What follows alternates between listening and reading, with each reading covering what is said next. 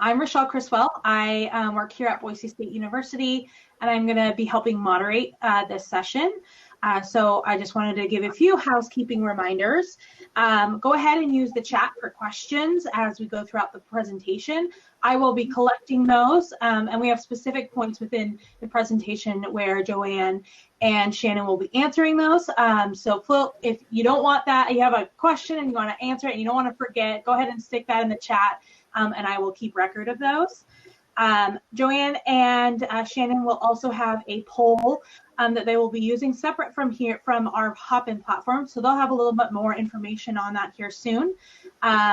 If at any time you want to go ahead and double click on one of the speaker, the video, that will enlarge that for you so you can see it. So if you'd like to see the presentation a little larger, or Joanne or Shannon, whoever's talking, you want to see those a little larger, you can just double click on the screen there. So I'm very excited. So you guys can take the floor. Thanks. Okay, thank you so much, Rochelle. And as we're starting, I want to say thank you to you as well as to Danielle and Tracy. I'm very aware of all the work that's required to produce a conference of this caliber. And on behalf of all of us who are participating, we thank you for that.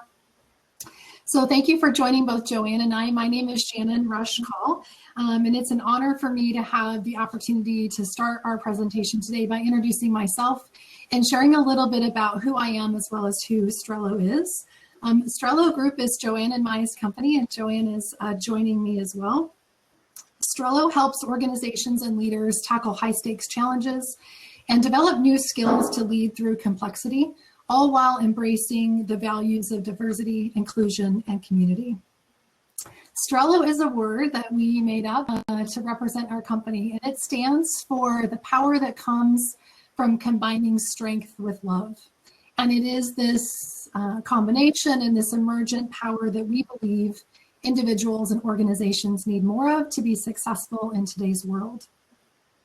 A little bit about who I am. Prior to founding Strello Group with Joanne, I spent about 25 years in the world of organization development.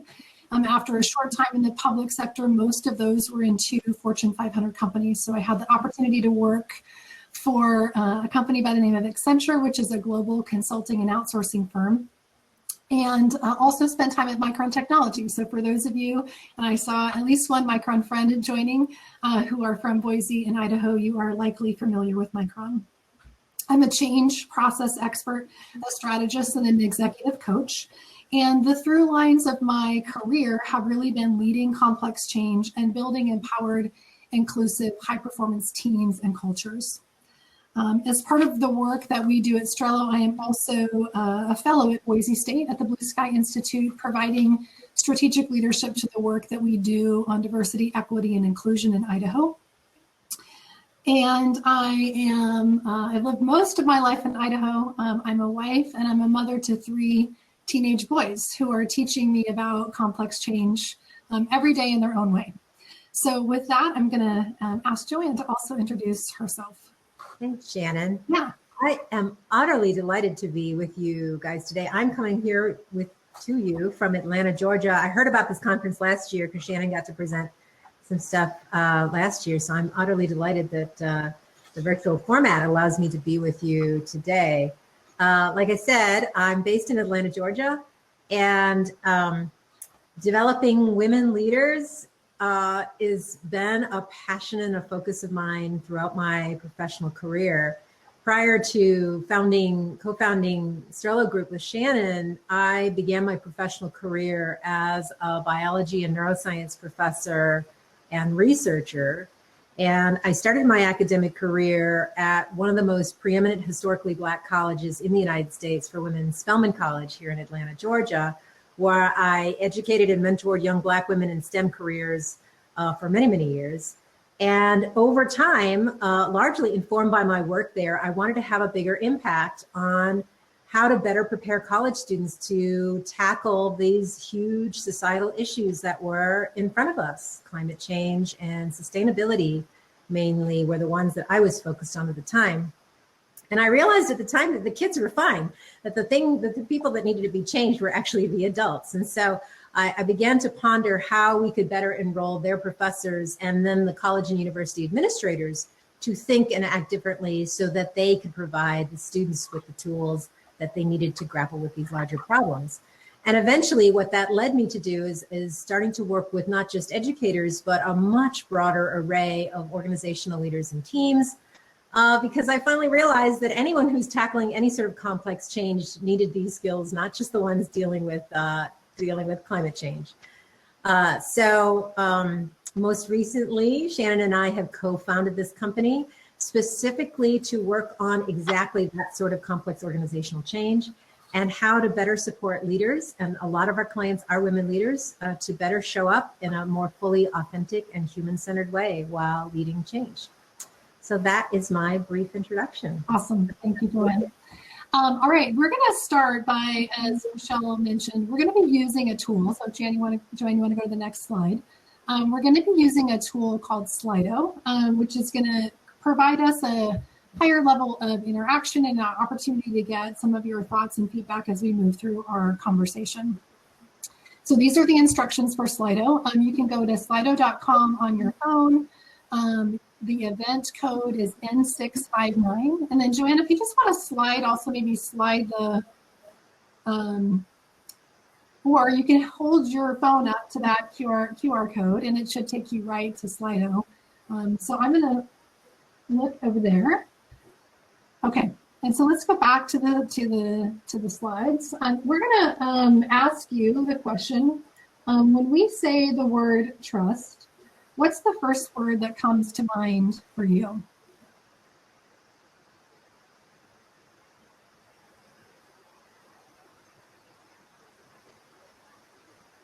Great. Oh, I love seeing all the responses come in. Cool.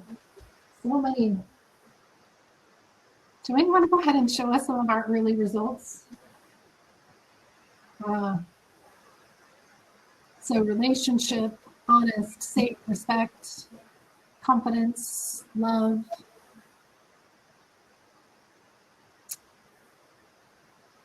It looks like our preeminent response is relationship, safe, integrity, honesty. These are awesome.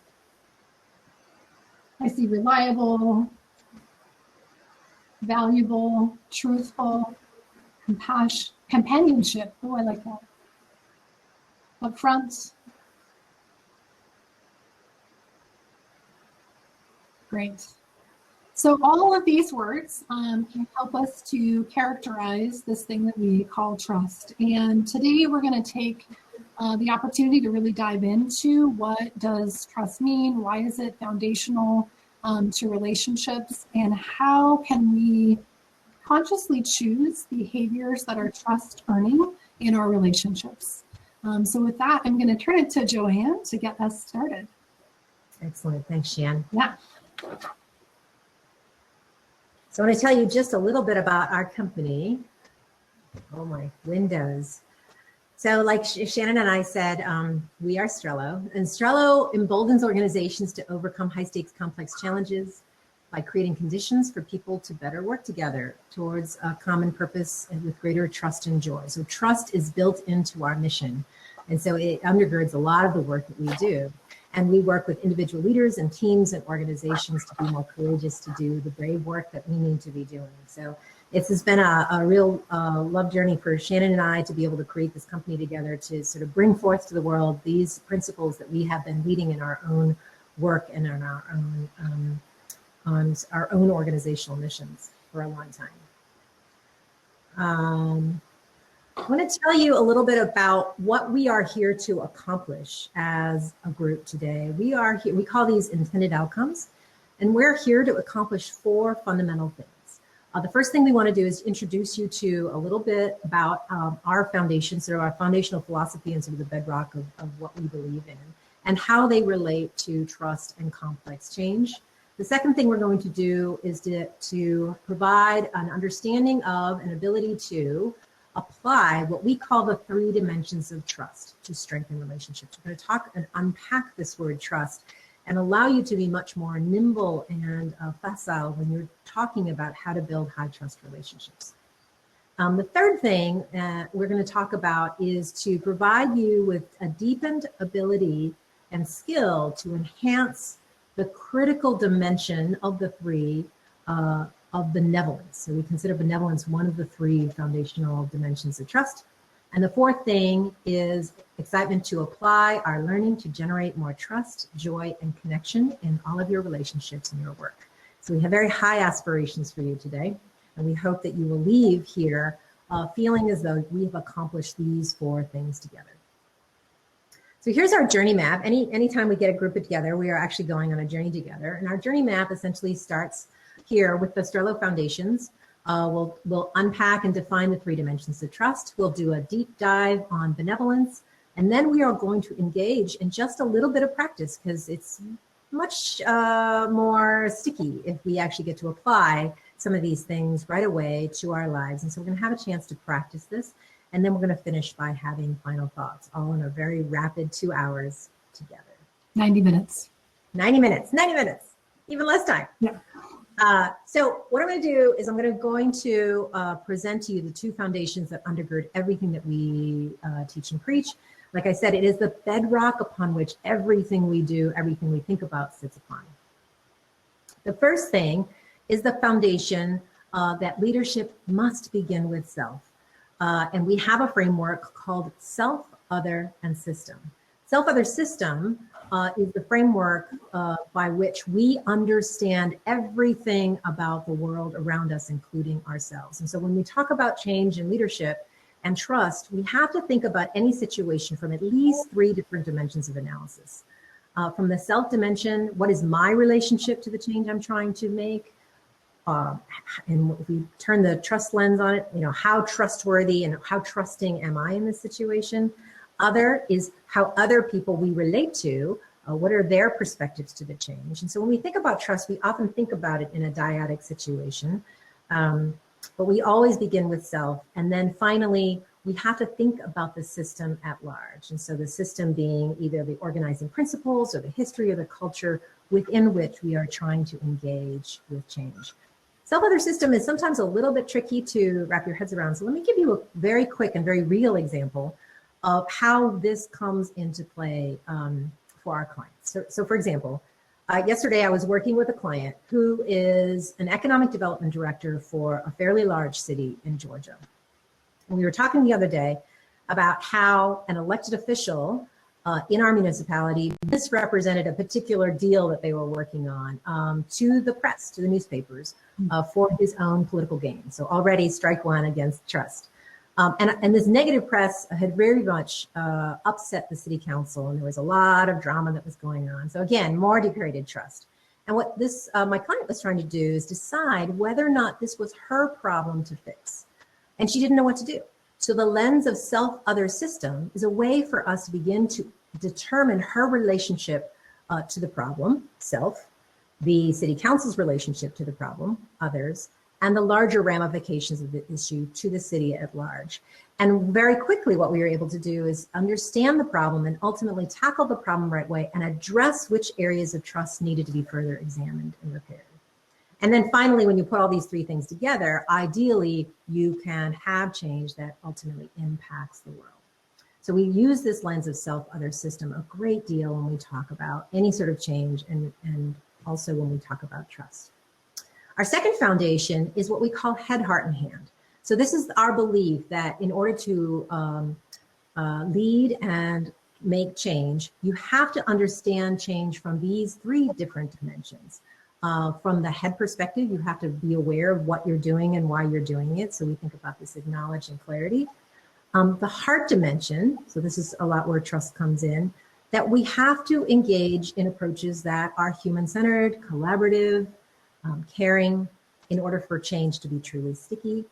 And then finally, hand, you have to be able to do something that actually works, that actually involves sustainable change. And so as we go about any sort of change process, we pay attention to the intersections of all of three of these dimensions as we engage the whole person or the whole system to lead and create change. So those are just a little bit of a foundation. So now I'm going to ask you to engage in a second poll. And that poll, I think, should be showing up on your screens right now.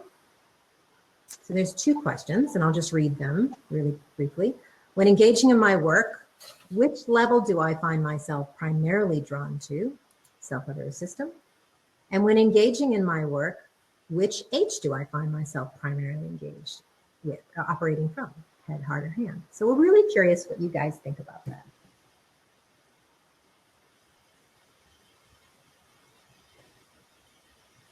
I'm going to wait for a few more responses to come in before I show you the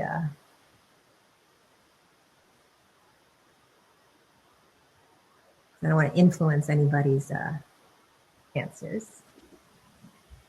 I'm going to wait until we get just at about 100 before I show you the results.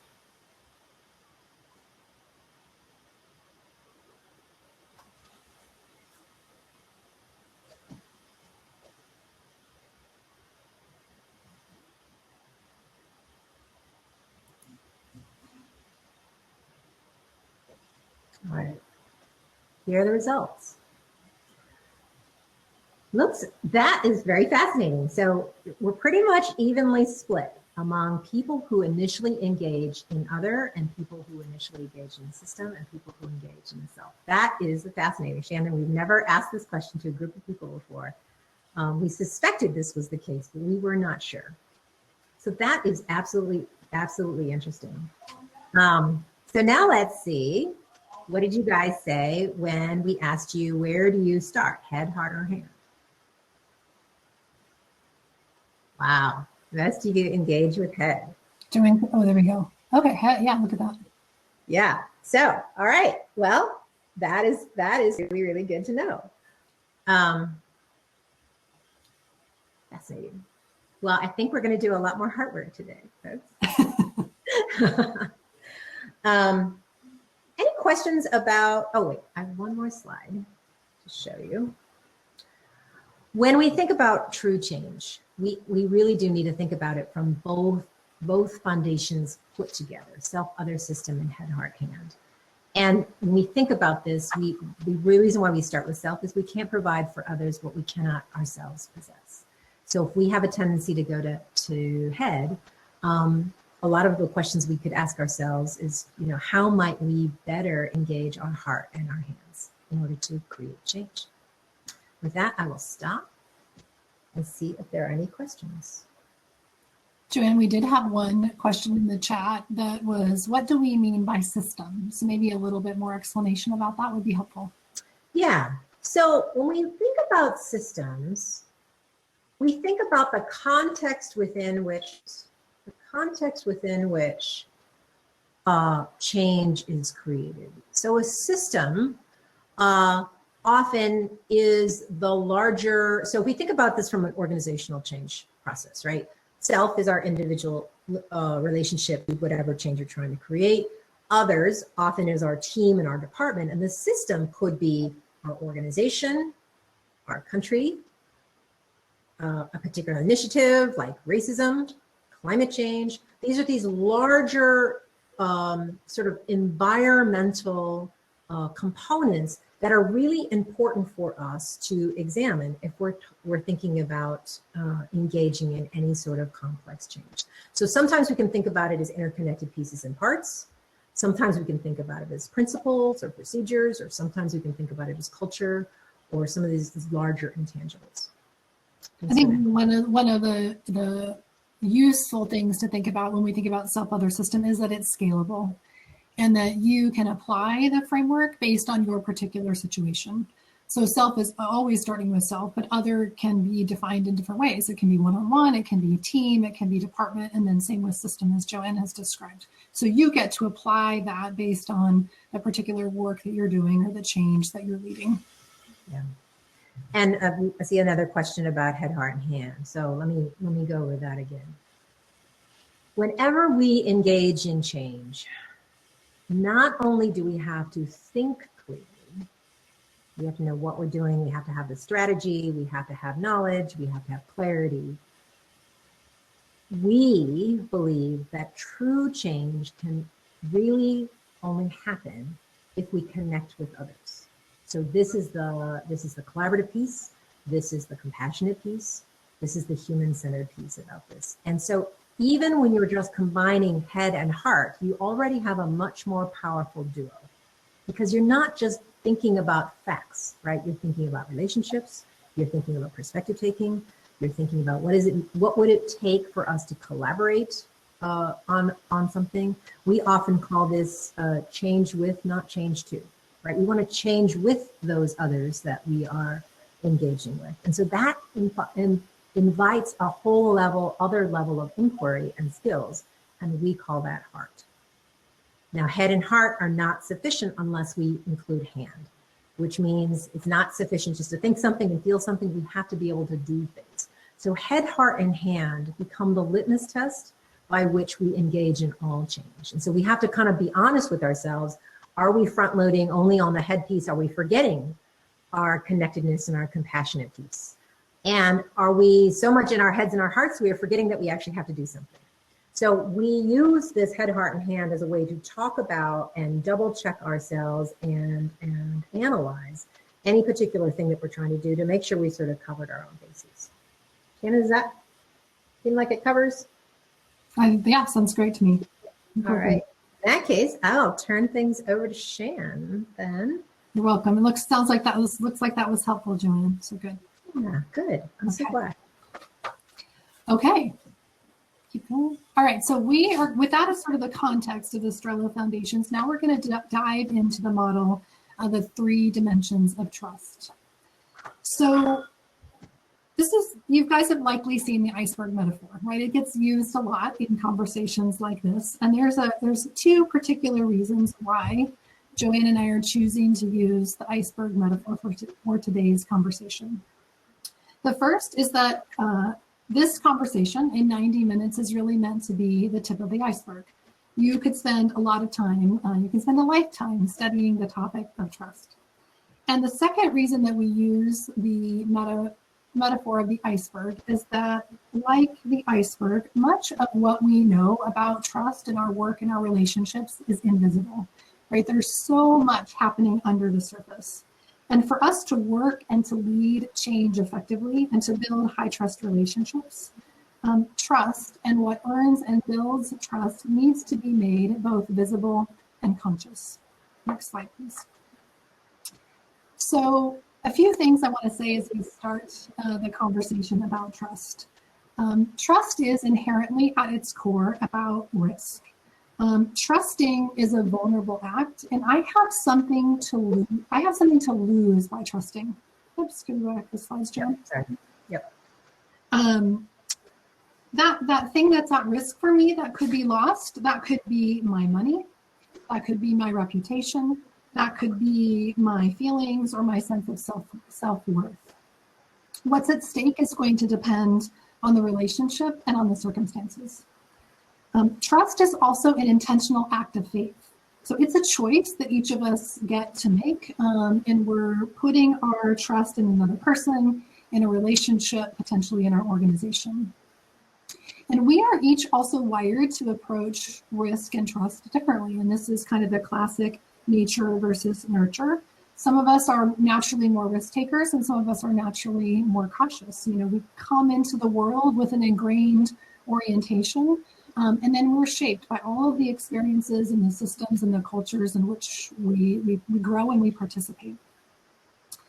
The other thing about trust is that it often feels like kind of an amorphous concept, like it's this thing that's out there, but we can't really put our fingers on what it is. And when we can make it concrete, when we can really turn it into something that is easier for us to understand, then we can begin to consciously choose trust generating behaviors to build high trust relationships in all that we do. So with that, we're going to take another poll. We are curious to learn from each of you how you are naturally wired towards trust. I'm going to launch the poll. Here's the question. The way that I naturally approach trust is I start with trust. It takes me time to build trust. I find it difficult to trust, or it depends. So we'll give you guys a couple of minutes, just do a little self-reflection on how you know you're wired, and share that with us.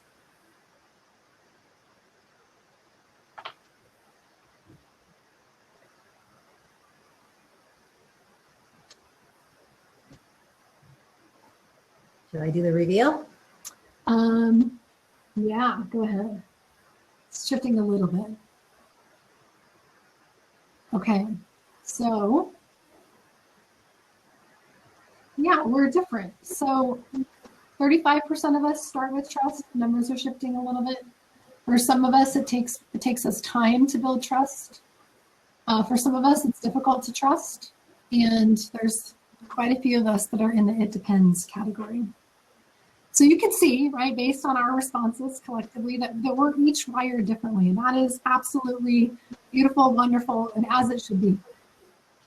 What is important is learning how to understand trust such that we can begin to consciously choose behaviors that change our relationships. So with that, I want to begin to introduce, we can go to the slides, Joanne. I want to introduce the 3 dimensions. So that is the name of this particular model. This model comes from research dating back into the 1990s. And it is what we use as a core foundation for understanding trust in our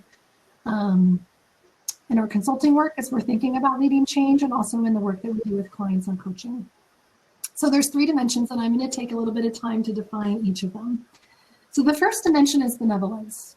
And we go ahead and click, Joanne. We define benevolence as, can you give it a, here we go, having someone else's best interest at heart. So benevolence is not a word that we use much in our culture. So benevolence is having someone else's best interest at heart. And what benevolence means is that I have to care about what's good for you as much or more as I care about what's good for me. And I have to be willing to act and to lead and behave in such a way that you see and feel my benevolence. So when I talk with my kids about trust, and I have shared this model with them, and I had one attempt at teaching this to junior high kids that went pretty well. But the way that I like to think about benevolence is it is that feeling that you have in a relationship when you know that someone has your back. So that feeling of I trust that person because they have my back. That is coming from the dimension of benevolence. So the second dimension is competence. And we define competence as being capable of doing what I say I can do. So competence is about skills, competencies, knowledge, technical expertise, depth of experience, and your ability to turn all of those things, or use all of those things to deliver results. So yesterday when Dr. Trump was asking us to list the 10 things that we're expert at, which I noticed that there was a large aversion for many of us to the word expert. Those things at which you can say you are an expert, you have competence in that area. And your ability to use all of those skills and that expertise and that experience to deliver results for your team or your organization, that is competence. So the third dimension is reliability. We define reliability as following through on what you promise, following through on what I promise. So reliability is about doing what you will say you will do and doing that consistently. And that consistent word is really important as we think about the definition of reliability. There are many times where we are unable to deliver on expectations that we have set. So it's not, reliability is not always doing what you say you will do, but it is learning how to manage those expectations when you know you cannot deliver. So if I tell you I'm going to get it done on Tuesday, but it's going to in fact be Wednesday, it's simply renegotiating that expectation with you. That is an act of my continuing to generate or earn trust in the dimension of reliability. When our behavior is not predictable or when our behavior is erratic, that also erodes trust. So if you can think about a person in your life whose maybe moods are unpredictable, you never know what you're going to get with that person, and how that plays into your ability to trust them, that feeling that you have of likely lacking trust is coming from the dimension of reliability. So my husband is a general contractor. He's in people's homes. He remodels, he builds new houses.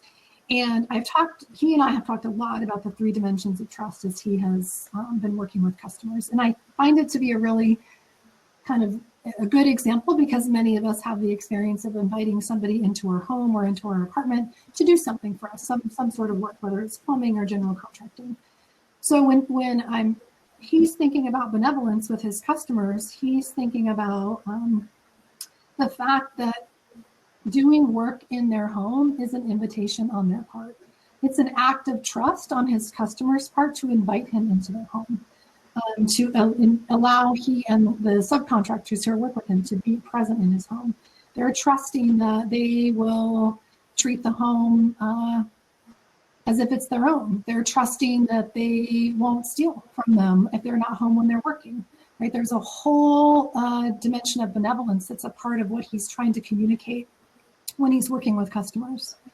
If he's transparent about pricing and willing to have open conversations about where costs come from, whether it's labor or materials, what that is communicating is his understanding that their money is hard earned, and that he has their best interests at heart by making sure that they are getting the fairest price for the deal. So those are specific ways that he's seeking to communicate and build trust in the dimension of benevolence.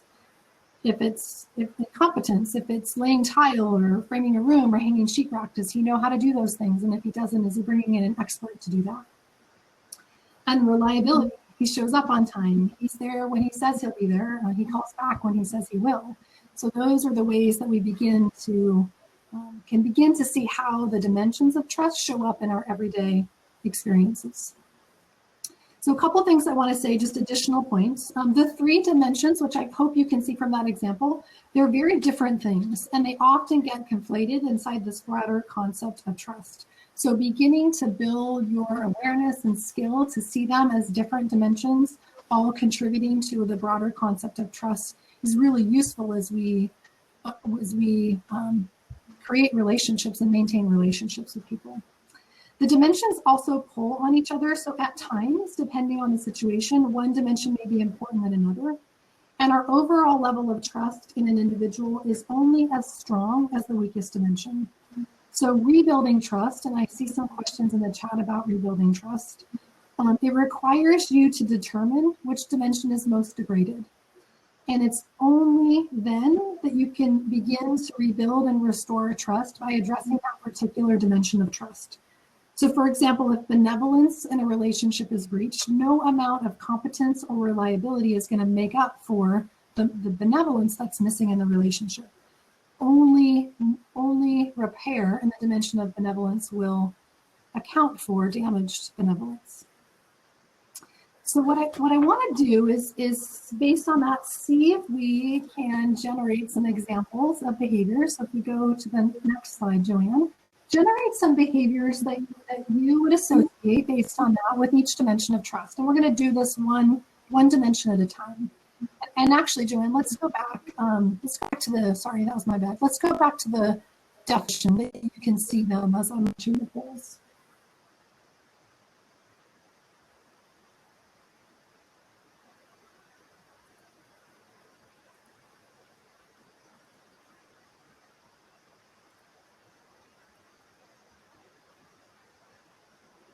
Okay, so which specific behaviors do you associate with earning trust in the dimension of benevolence?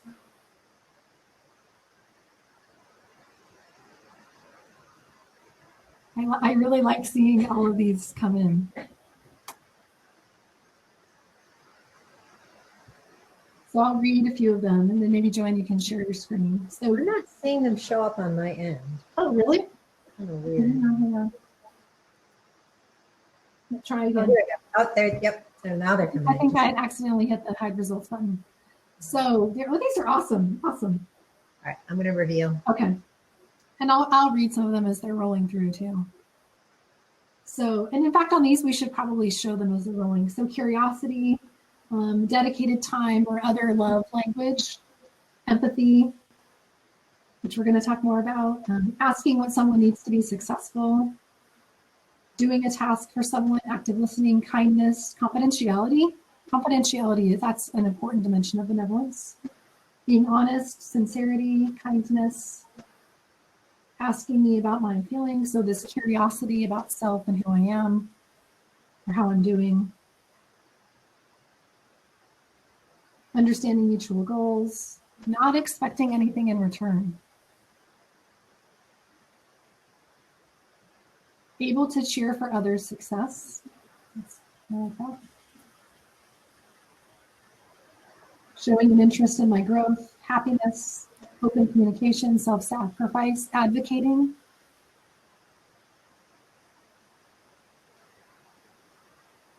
True care for one another. Very cool. So these are all amazing examples of behaviors that earn trust in the dimension of benevolence. And right now the question is, well, we're going to actually talk about in a little bit the difference between what you need versus what others need as it relates to building in each dimension. But I am really appreciative of the way you're understanding and describing benevolence.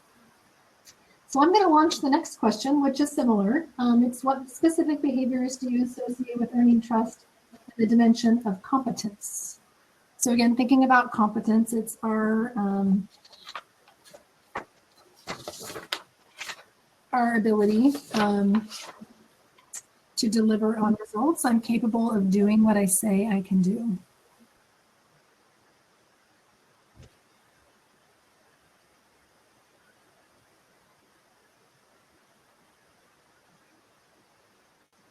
Great. So follow through, honesty again, tangible proof,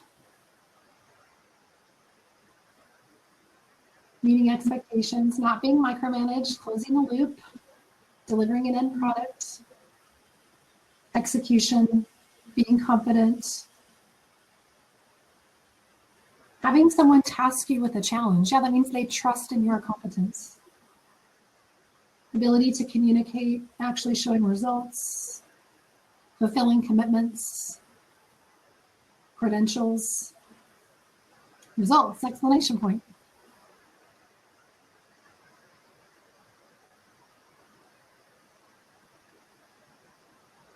Being honest about the skills I don't have. I think that is a great response, and it's really hard to do that, but it is sort of the paradox. It's kind of like vulnerability. When we are able to be clear about where we feel like we're out of our competence, it actually generates greater trust in our competence. Doing the follow through has appeared like 10 times. Follow through. Yeah, these would be interesting to see in a word cloud. I love seeing these. There are a few that overlap between benevolence and competence, and that is really typical, right? Because how we each interpret behavior is different. Very normal for us to see that. Allowing success or failure. I think I'm going to go to the next poll, which same question. What specific behaviors do you associate with earning trust in the dimension of reliability? And again, reliability is I will follow through on what I promise.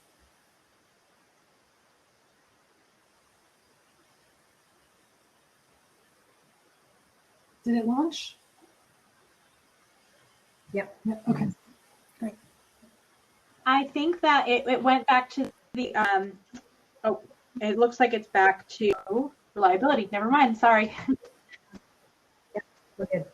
So good, thanks, Rochelle, thank you.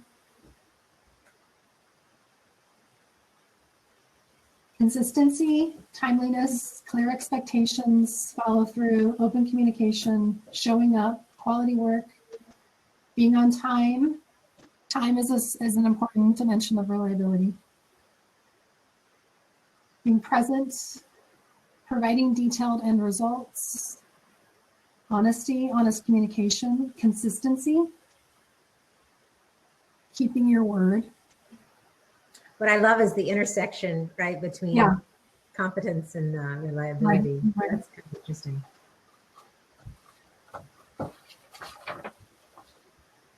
Okay. Still getting some. I don't want to shortchange anybody.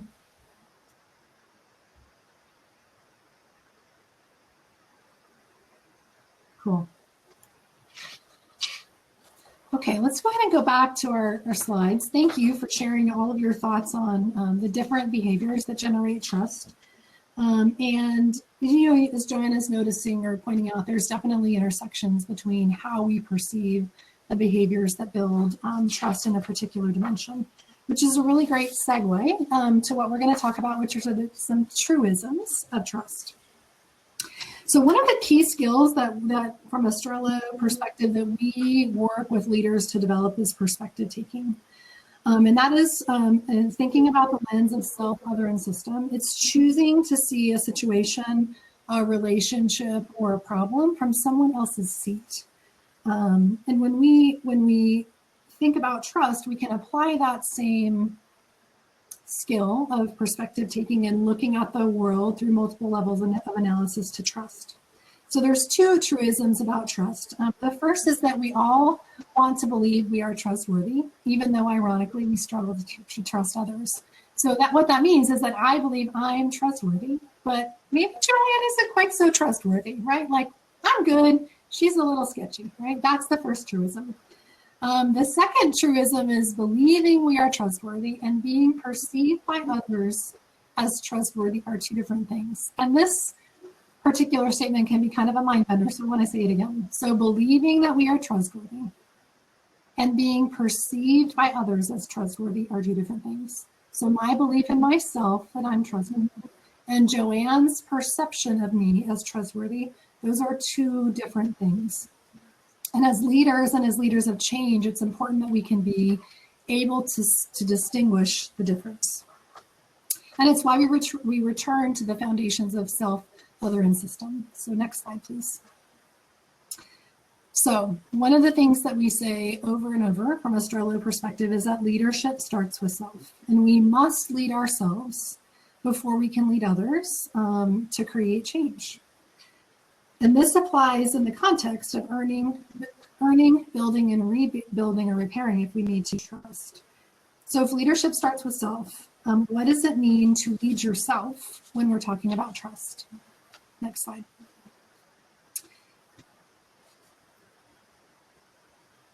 So leading self, we define this as being trustworthy. It's as deserving of trust or confidence. So to lead ourselves, we need to have the self-awareness to consciously choose behaviors that generate trust. As a leader and as a leader of change, when I'm working with stakeholders, this means that I'm first aware of my behaviors and I'm assessing my relationships and consciously choosing behaviors in each dimension that I believe will build greater trust. So that's number one, like I'm aware of myself and I'm consciously choosing behaviors in each dimension. So when I'm doing that, I likely perceive myself as trustworthy. It's like, yeah, I'm good, man. I am working really hard to build trust. And in these three dimensions, I'm trustworthy. But then I also have to be able to look at myself from the other person's perspective. So this is where the truism of being perceived as trustworthy may be different than how we feel about ourselves. So I have to be able to perspective take. I have to be able to look at my behavior from somebody else's perspective. So I'm in a relationship with Joanne. I'm consciously choosing behaviors that I believe will generate trust with Joanne. So when I do that, I see myself as trustworthy. And I need Joanne to see and perceive those behaviors in the same way. So I have to be able to look at myself from her perspective. And if we experience an erosion of trust in our relationship, before I jump to point the finger at Joanne and say, it's all Joanne's fault. She did this, she did that, right? I have to look at myself first and say, wow, I wonder what my behavior looks like from her perspective. So that's trust and leading self. Let's go to the next slide. So leading others, starting from a place of trust. I think this is a little easier to grasp. As we talk about leading ourselves, we've talked about putting ourselves in the shoes of those we lead and perceiving our trustworthiness from their perspective.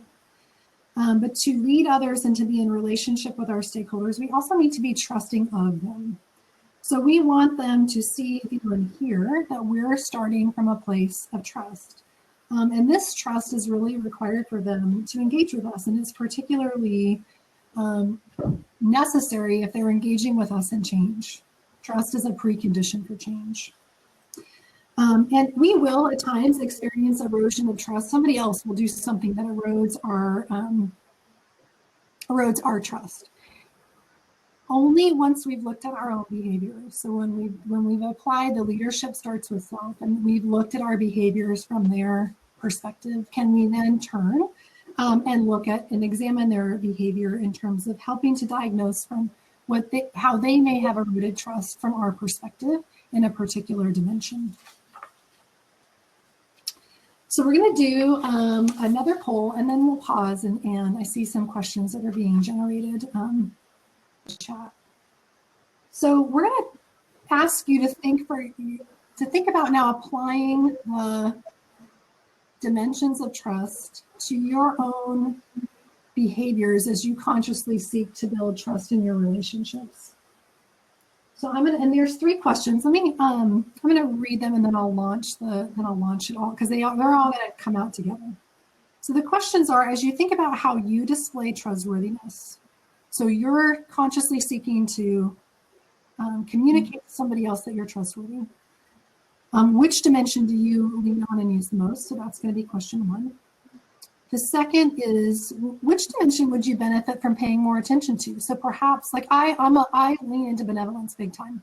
That is the dimension that I go to when I'm in a new relationship trying to generate trust. Maybe I might benefit from thinking a little bit more or being intentional about behaviors in the dimension of reliability or competence. And then the third question is, as you think about how you assess others' trustworthiness, which dimension is most important to you? So let me launch the poll. It's got those 3 questions.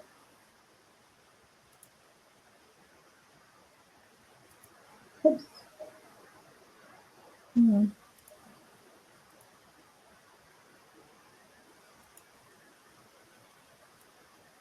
Did it launch, Joanne? Let me see. Yes, it did. Okay.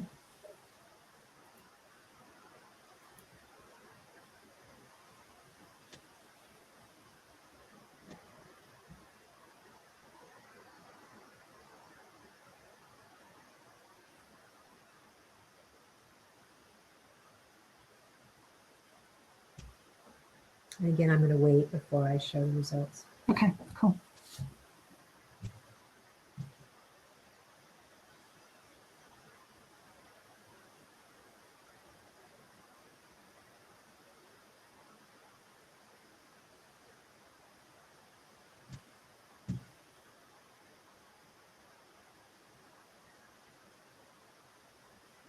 Wait till we get to 100 ones there. Okay. Okay. Reveal.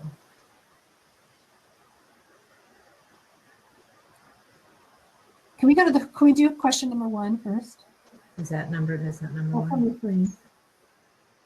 So it would be, as you think about how you display trustworthiness, which dimension do you lean on the most? That's number 1. Ooh, even split. Wow, cool. Like a nice little trust triangle. Great. Okay, how about, well, this will be interesting, right? If we're split there, where might we benefit from paying more attention?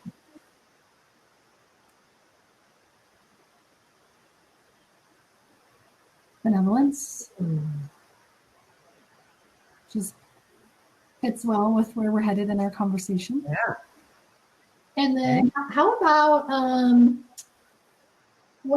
as we assess which one is most important to us? Oh, interesting. That is interesting. That is so interesting.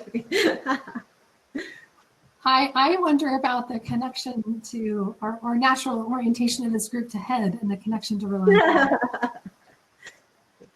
Okay, well, thank you. Thank you for sharing with us. Let's take a minute. How are we doing on time? I want to just make sure we're we right have on time to go into the deep. Should we take like a question or 2? Yeah, let's take a question or 2. Okay. Yeah. These are burning I'll go ahead and ask, could you discuss actively building trust and safety in organizations and academic fields that in the past have been unsafe or unwelcoming for specific groups? And they specifically asking about people of color and LGBTQ community. Joanne, you want to take that question? Yeah, so this is where the three dimensions of trust become really important, to be able to diagnose which dimension is the most degraded. Is it the perception of lack of benevolence? Is it the perception of lack of competence, meaning that they just don't understand how unsafe the situation feels, right? So it's not so much of well-intentionedness, but they just don't know. Or are they inconsistent in how they are working on these issues? So that begins to give you the very first glimpse. How the situation perceives to others begins to give you an opportunity to be able to address it.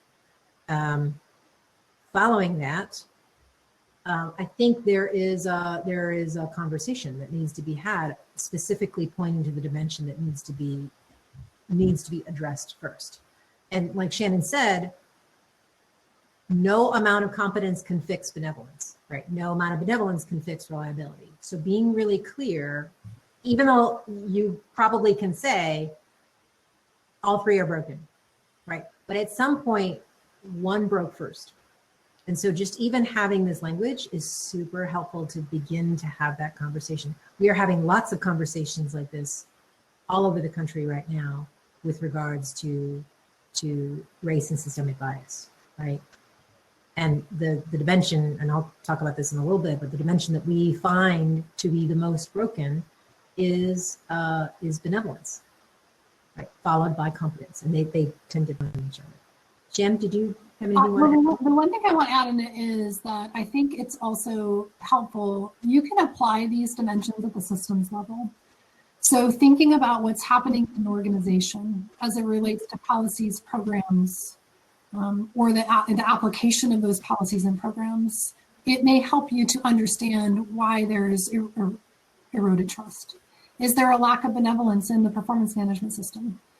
Is there a lack of reliability in the way I'm just going to use that as an example, the performance management system.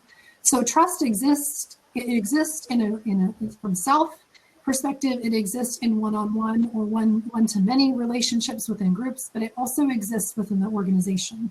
And at the organizational level, that becomes the sum of all of those experiences that you have with individuals, as well as what's happening from a systems, policy, and programs perspective. I wish we had a chance to. I know, it's a deep question. It's a great question. But there's like 100 other questions that have popped up, so we don't have time for. I just want to read one comment.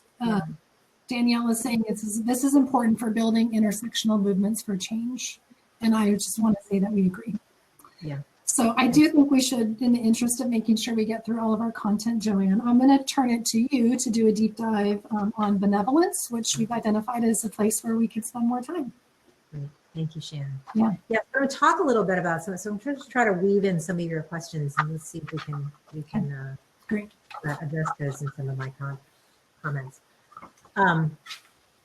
So I'm going to do a deep dive on benevolence, because this is the issue. When I saw your questions earlier about what do you do when you have, when your trust has been violated, what do you do in these situations in which you essentially can't feel safe to show up authentic? This is the dimension that we get the most questions on. And so we've thought quite deeply about this dimension in particular in the last year and a half or so. And so part of what you're going to be hearing is some of our most recent thinking about this issue of benevolence. Because the thing is, benevolence, we know when there is a lack of benevolence being exhibited towards us, right? But if leadership starts with self, and the only person we can really change is ourselves, we have to begin to start from the seat where we are to be able to engage in that change. So I want to talk a little bit about sort of unpacking benevolence even further. And I want to just talk about three particular skills or categories that allow us to begin to dial in and perhaps move the needle on benevolence. And as we are talking about a lot of anti-racism stuff, we actually have integrated a lot of these concepts into our D&I work as of late. So I want to talk about connection, curiosity, and empathy. The first thing I want to talk about is connection, because it is the thing that I think that it is so easy to do, and yet we overlook it all the time. So first I want to talk to you about what this is. And from here on, we're going to take a couple of plays out of Brene Brown, the Brene Brown canon. So we are big Brene fangirls. And Brene defines connection as the energy that exists between people when they feel seen, heard, and valued, when they can give and receive without judgment, and when they can derive sustenance and strength from that relationship. She calls this that we are wired for it. I, as a biologist, often say that it is the thing that defines us as species. It's the thing that actually is distinctive about humans, how social we are and how much we do rely on benevolence as sort of the glue that allows us to thrive as a species. So then the question is really, how do you do it? How do you go about displaying and also asking for that connection? So one of the things that you realize very quickly is that benevolence has to occur over time. It doesn't happen overnight. It doesn't come from staying up till 2 o'clock and delivering on a deadline. It doesn't come from rescuing somebody's cat from a burning building. It is through tiny, small gestures of seeing, caring, and connecting, and seeing and be seen. One of the greatest ways to begin to establish connection is gratitude. Both Shannon and I have integrated a gratitude practice in both of our business partnership, but also in our own sort of personal spiritual practices, because it begins to allow us to notice and acknowledge other people. And when we do this, and when we express that gratitude, they feel immediately seen and connected with. One of the things we want you to consider is, what does it mean to be connected to those who you need to trust most, and those who you need to trust? And a lot of it means by paying attention. So even as you're sitting there going, well, I feel connected, but I don't feel the other people connect to me, just by being aware of what that feels like begins to position you in a better place to ask for it, because you know it exactly what it is, because it is missing. So connection is really lovely because it's so simple, and yet it's so powerful. Brene talks a lot about the marble jar, and about how when we connect with people, we can put marbles in each other's jars. And one of the things that happens when connection is broken is those marbles in that marble jar get removed in great handfuls, but can only be replaced one at a time. So this is something that takes time and intention. The second one is empathy. Brene, of course, also talks a lot about empathy. And one of the things that I really love about her definition of empathy is she makes it distinctive from sympathy. Brene talks about empathy as connecting with the feeling, not feeling for someone, right? You're not feeling sorry for someone. You're feeling with the emotion attached with that experience. And this is like really, really important work when we're talking about intersectionality work, right? We can't necessarily walk a mile in somebody else's shoes. This is how we teach third graders about what empathy is. But it's not that. And if we think it just could be that, it's actually a very superficial definition of what empathy is. Empathy is actually connecting to the emotion of the experience, not necessarily with the experience itself. Shannon and I did a very powerful exercise the other day with a department of 80 people, in which they were predominantly white. Interesting, they were predominantly women, but we were beginning to tee them up for some anti-racism work. And what we did was we invited them to experience we had them recall an emotion associated with a moment in which they embodied a marginalized identity. And it's the emotion of that experience that we hope is going to be carried into furthering some of the anti-racism work that we've been doing. And it is a way to allow us to begin to build benevolent relationships between and among people, because they care about us and we care about them. One of our favorite Brene quotes is, people don't care how much you know until they know how much you care. And the one word that we keep hearing over and over again as we are doing anti-racism work from people of color is, we need more empathy. So empathy can go a long ways in building trust, where trust has been insufficient in the past.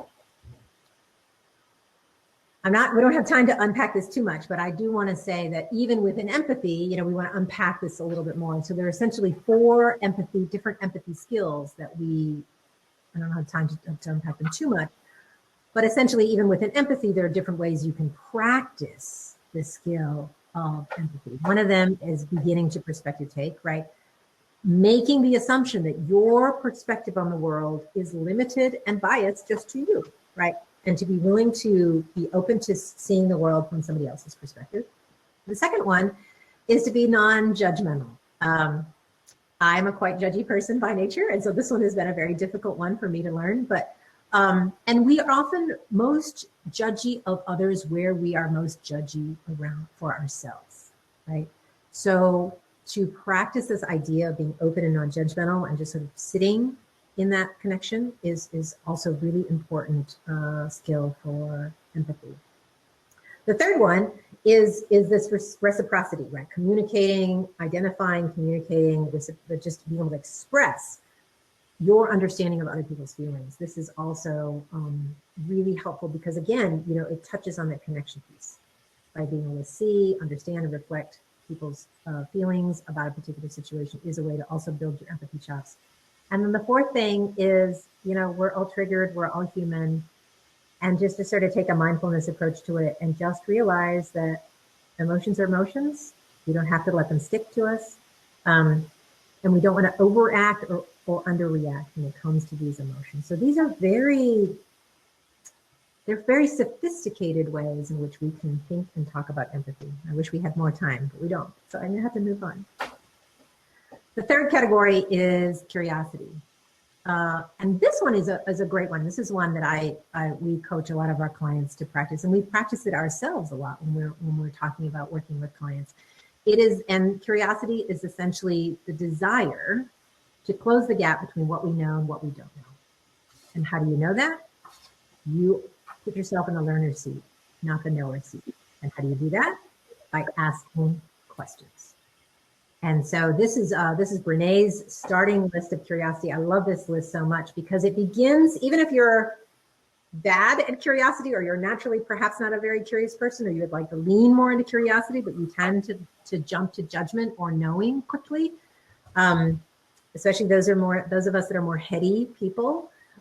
What's really great about these starting fragments of sentences, it begins to create some space between you and the other person, in the sense that it gives you some opportunity to explore some potential blind spots. When you say, I am curious about, or tell me more about, or I'm wondering, help me understand, right? Even if you are naturally not a curious person, you want to practice being more curious, just by starting more sentences with these sentence stems is a powerful, powerful way to begin to create the conditions for you to learn something new.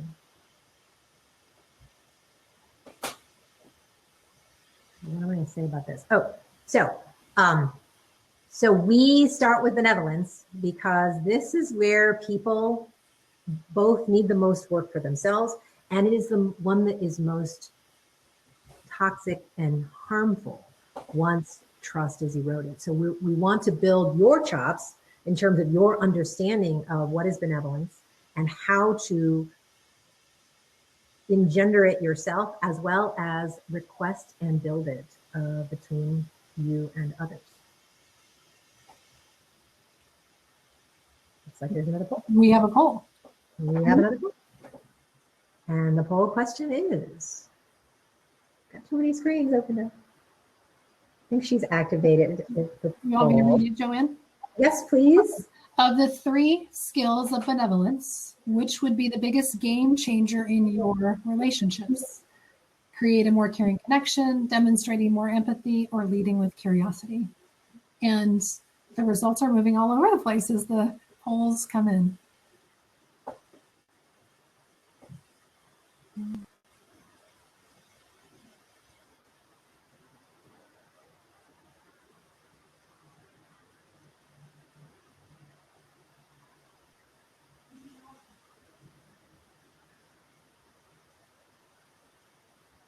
All right, big reveal. Go. Okay.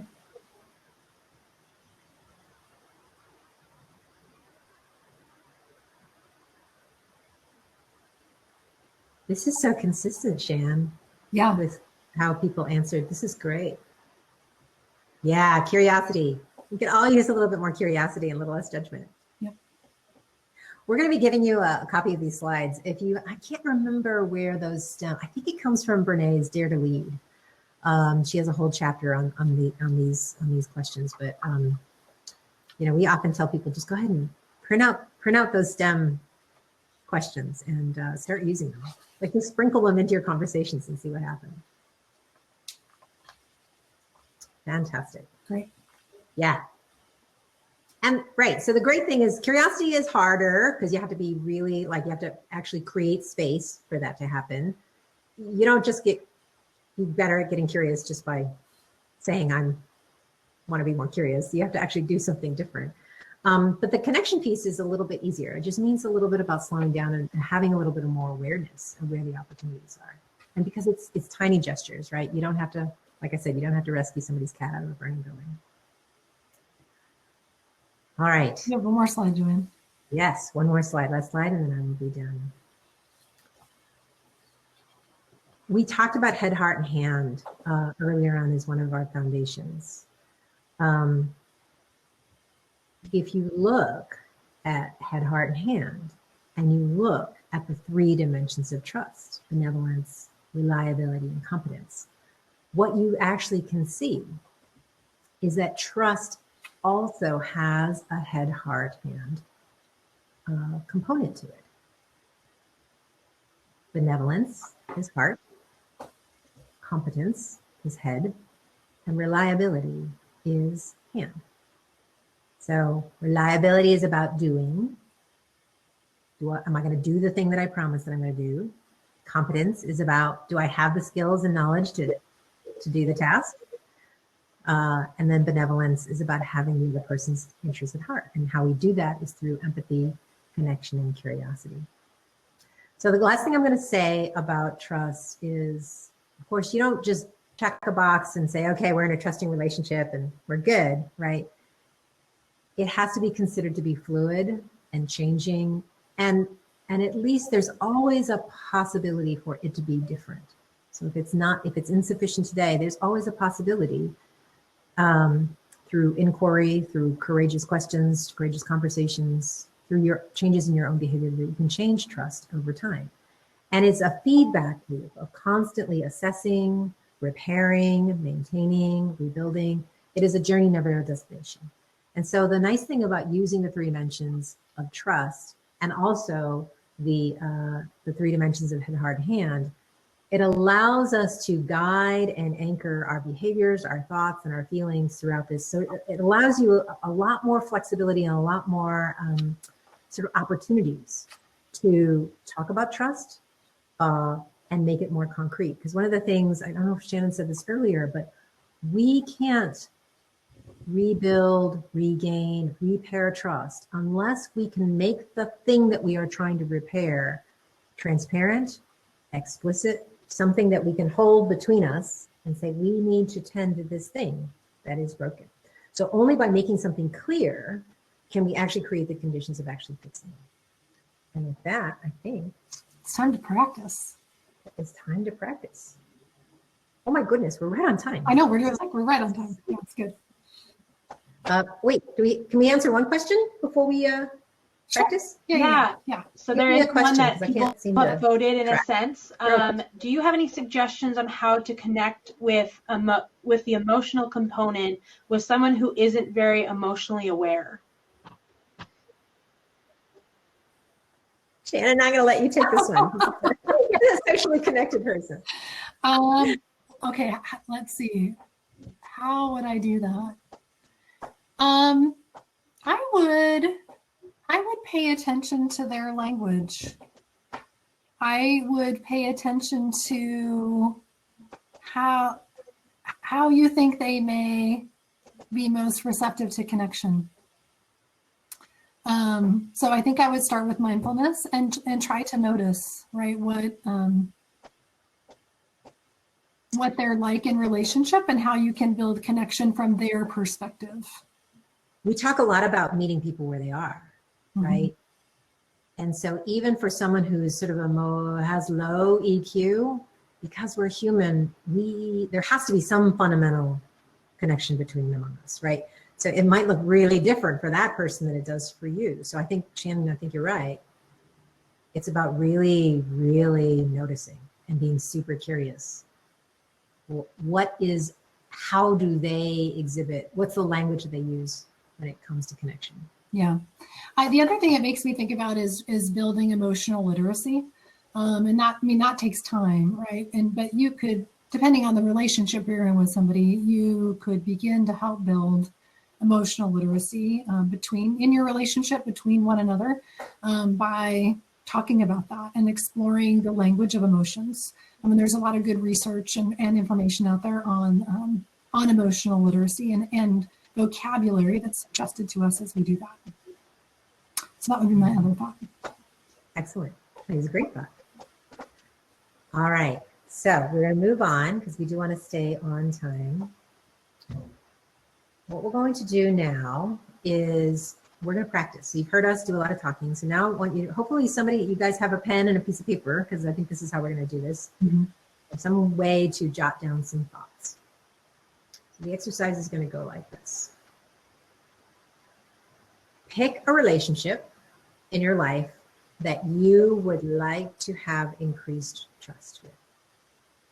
Start with something that you can sort of wrap your arms around for this practice, just as a way to sort of feel out these new skills that we've helped identify in you.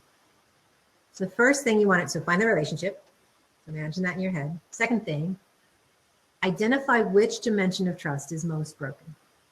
And don't say all three. Find out which one is or which one broke first, right? Or which one is most important to you. Most important to you to fix, right? Then, because leadership starts with self, identify 1 to 3 specific changes you can make in that dimension that may be able to positively influence your ability to rebuild trust in that relationship. We all have agency.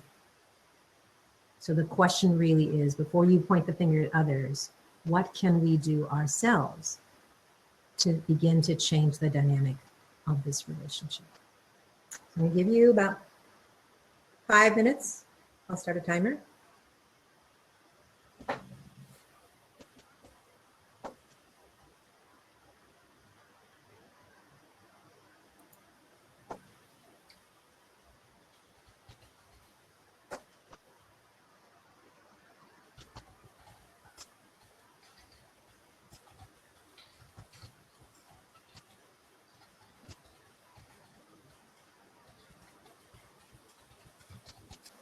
Let's go 1 more minute. And then I'm not going to ask anybody to report out, but we are going to do one more poll in about 1 minute. And that is just merely to ask you which dimension you chose. So I'm going to let you have 1 more minute. And I think since we do have a little bit more time, after Shannon shares her final thoughts, we might have a little bit of time to take some more questions, because I think these are important. Yeah, totally. Mm-hmm.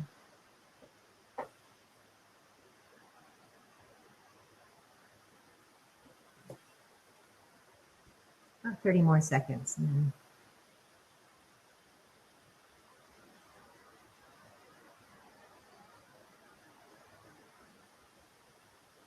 a lot of what Shannon and I talk about is really about the self-agency piece. We feel as though there's not, there's nothing we can do to repair trust. And we actually don't think that that's true in many cases. So that's why leadership starts with self. All right, so we're going to do one poll coming out of this exercise. And Shannon is... just launched it. It has launched that final poll. And that is, which dimension did you choose?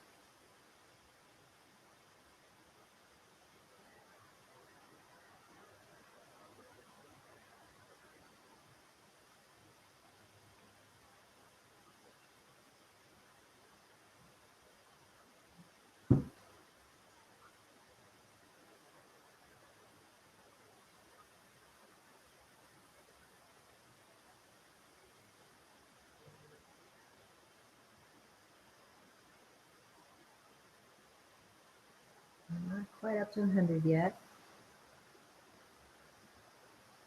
And people are still doing the exercise. We're almost to 100. Let's do a big reveal. Benevolence. Yeah. Benevolence is really the game changer here. We have a lot of clients that talk about how they have, when we've taught them this 3 dimensions, how often just the self-awareness of the 3 dimensions causes them to have the realization that in the past, and I would put myself in this category, that when there has been insufficient benevolence, we tend to pile on a whole bunch of competence and reliability, thinking that that would be enough, and sort of like Band-Aid it, thinking that that was going to repair trust. And one of the really helpful things for us to realize is that only benevolence can repair benevolence. Yeah. All right, I think I'm going to turn things over to Shannon to start. Yeah, I have a couple, and I'll be quick so that we can take a few questions. So I want to share just a few final thoughts as we bring our conversation to a close and connect the dots from trust to leadership and change. So next slide, please. Leadership is ultimately about creating something new, right? We're all here as leaders because we have a role to usher in something that's different than what exists today. And in order for us to do that, we have to do that with and for others. And all systems, systems level change are comprised of people, our stakeholders. And fundamental to engaging the system is building real relationships with real people. And we need people who see the world in the same way that we do. And as importantly, we need people who see the world differently than we do. And when we have taken the time to build sufficient trust in a relationship, more is possible.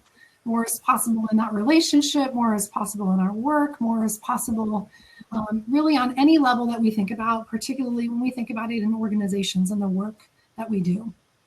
And Joanne said this earlier, but change with is always, I believe, more effective than change to. And if we can begin to reorient, because the traditional business paradigm is not that one. If we can begin to reorient ourselves to change with, we'll begin to change the nature of the relationships that we have. And when we're thinking about leadership and thinking about change, remembering that trust is a precondition. It is a precondition for helping someone or something to change. And as you guys have identified throughout our conversation and in your practice as well, while capability and reliability are important, benevolence specifically is a precondition for significant change. Because those that we're working with have to believe that we have their best interests at heart. So why don't I just quickly do this last slide, Joanne, and then we'll take questions. And we do have one final poll as we check out of the meeting, but we have about 10 minutes before that. So we want to make sure that you're going to get some resources. So I saw a lot of questions in the chat about the slides. So Rochelle's going to be posting the link to the slides. We're going to be sharing with you some additional information about Strello, so more about who Joanne and I are and the work that we do as a company. We're also going to be sharing an overview of our signature leadership development program, which is called Lead and Achieve Complex Change. And what you've experienced today is really as a piece of a larger experience. Yeah, a tiny little bit of a larger experience. And what we want you to know is that if this content resonated with you, and if you're seeking to deepen your skills to lead and achieve complex change, and you want to do that in a way that's anchored in the values of inclusion and community and connection, while also producing highly strategic and sustainable results, we would love for you to be a part of one of our training cohorts. So we'll be launching a cohort in 2021. Both of our emails are here. We welcome your inquiries and your curiosity and your questions if that experience sounds like it would resonate with you. And we are also on LinkedIn and welcome you to follow us there or visit us at strellogroup.com. So before we check out with our final poll, we have like 7 minutes. Let's take some questions. So we've had lots of chatter in the chat about this one. This one's from Jason.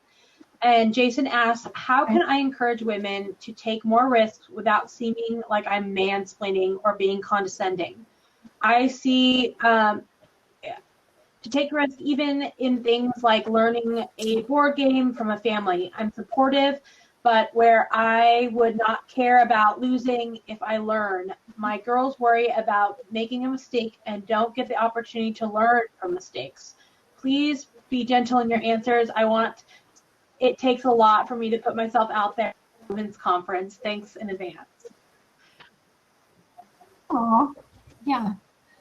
I have a couple of thoughts, and Joanna, and then you can answer for Jason as well. So my experience, Jason, as a woman in the workplace and a actively recovering perfectionist, like on a daily basis, risk taking is hard. And so what I would encourage as a supervisor in particular is a conversation with the people to whom you're trying to encourage risk. Rather than presuming that you could take action that would change the conditions for them to feel more comfortable, I would ask that question specifically and demonstrate the skill we've been talking about of curiosity. That'd be one thing. The other thing that I think is really important in a workplace is how we respond to mistakes and how we shift the experience from one of making a mistake to one of learning and growth, right? And so if we can reframe mistakes to opportunities to learn and create the expectation that they're a natural outcome of being innovative and being courageous, I think it begins to shift the experience in the workplace and to shift the conversation. Those are two thoughts I have. JC? Yeah, so the two thoughts I had, and to dovetail to Dr. Trump's keynote speech, it's really, does your organization, does your family system, does whatever the system that you're talking about value growth mindset? And how do you demonstrate that you value that? Are you being reliable and predictable in your reflection of mistakes as being opportunities for learning as opposed to error and punishment, right? So I think a lot about the system when I think about your question. So part of it is a self-reflection of how benevolent is the system to encourage and steward risk-taking. So there's a potential area for exploration for you. The other thing I think about is in terms of psychological safety. It's difficult to risk if you, for whatever reason, it feels unsafe. So I think to gain a little bit of curiosity, what is at risk?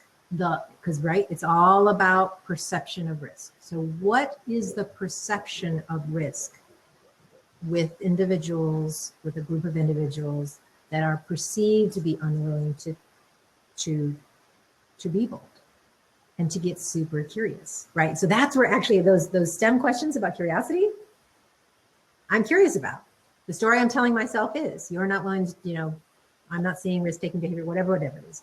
Create an opportunity for them to explore that within themselves, as well as for you to have some perspective taking. So everything that we've talked about, perspective taking, curiosity, connection, like all those things are ways in which you can apply to get a better understanding. Because I think there's something that is, you have a particular perspective on this situation. I bet the situation looks very different from however the other person sits. So we often tell stories in our heads about the perceived experience of somebody else, which is oftentimes completely not true, or at least not correct enough.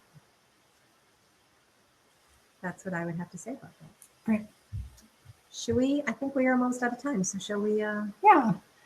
So I noticed a lot of comments about materials. I can post the poll results, and I will make sure that the Google folder has access for everybody. And if for some reason you're not able to access, just email Joanne or me, and we will be happy to email you copies of everything that are posted in the folder. So we have one final poll. And before we do that, I just want to say thank you. You guys, even in this format, are amazingly engaged. And I am totally appreciative of the questions and the level at which you're already trying on the 3 dimensions of trust. So thank you so much for that. Joanne, anything you want to say before I launch the poll? I wish I could see 216 faces. That's all. Okay. And thank you. All right, so here we go. This is our final question. It's going to come in as a word cloud. Maybe we should show it, Joanne, as it builds, because that'd be kind of cool. The question is, what thought or feeling is most present for you as we conclude our session? And here I go to launch the question.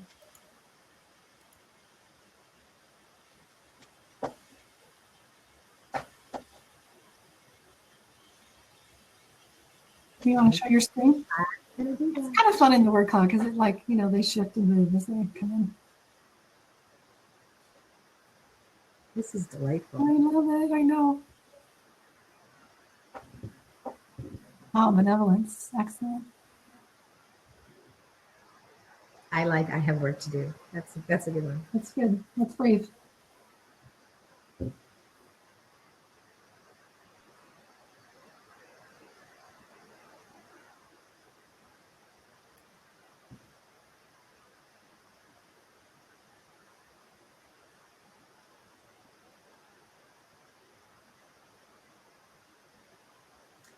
As this word cloud continues, I just want to say again, we hope that we actually get to see some of your faces. Please do connect with us. We'd love to know what you guys thought of this workshop. It's a little bit strange to feel as though we've addressed 216 people and have no idea who any of you people are, except for one person, I guess, in the crowd.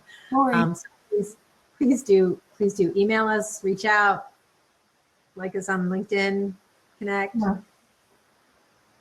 We would love invite us to have coffee some future day. Yeah. Okay. All right. All With right. that, see that there are people leaving the room. It is time. So thank you all.